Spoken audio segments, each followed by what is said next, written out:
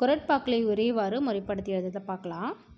முதல் குறள், என்பதத்தால் எய்தல் எளிதன் யார்மாட்டும் எளிதென்ப பண்புடைமை என்னும் வழக்கு. இது தவறாக கொடுத்துருக்காங்க. சரியாக எழுதுது எப்படின்னா, என்பதத்தால் எய்தல் எளிதென்ப யார்மாட்டும் பண்புடைமை என்னும் வழக்கு. இதுதான் சரியாக இருக்குது.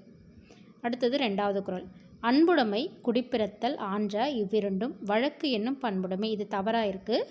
சரியாக எழுதுறது, அன்புடைமை ஆன்ற குடிப்பிறத்தல் இவ்விரண்டும் பண்புடைமை என்னும் வழக்கு. இதுதான் சரி. இது கண்டிப்பாக ஒரு கொஷின் இருக்கும் நமக்கு. இந்த கொஷின் இல்லாத கொஷின் பேப்பரே இருக்காது. ஏதாவது ஒரு குறள் கொடுத்து தப்பாக கொடுத்துருப்பாங்க, அது சரியாக எழுதுங்கன்னு. மூணாவது, நகையுள்ளும் பாடறிவார் மாட்டு பண்புல பகையுள்ளும் இன்னாது இகழ்ச்சி. இது தவறாக கொடுத்துருக்காங்க.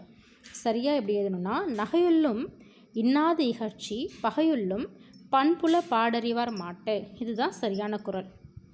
கண்டிப்பாக இதில் ஒரு கொஷின் வரும், நல்லா பார்த்துக்கோங்க. அடுத்தது, பண்புடையார் உலகம் பட்டுண்டு அதுவின்றேல் மண்பு மாய்வது மண்புக்கு மண் அப்படின்னு தவறாக கொடுத்துருக்காங்க. சரியாக நம்ம எப்படி எழுதணும்னா, பண்புடையார் பட்டுண்டு உலகம் அதுவன்றேல் மண்புக்கு மாய்வது மண். இதுதான் சரியான குறள். நம்ம குறள் பார்த்தா தான் நமக்கு அது தெரியும். நல்லா படித்து ஞாபகம் வச்சுக்கிட்டா தான். அடுத்தது, அறம்போலும் மக்கட்பண்பு இல்லாதவர் கூர்மையரேனும் மரம் போல்வர். இது எப்படி சரியாக எழுதணும்னா, அறம் போலும் கூர்மையரேனும் மரம் போல்வர் மக்கட்பண்பு இல்லாதவர். இது சரி. இது ரொம்ப முக்கியமான ஒரு டாபிக். கரெக்டாக ஞாபகம் வச்சுக்கணும் குறளை.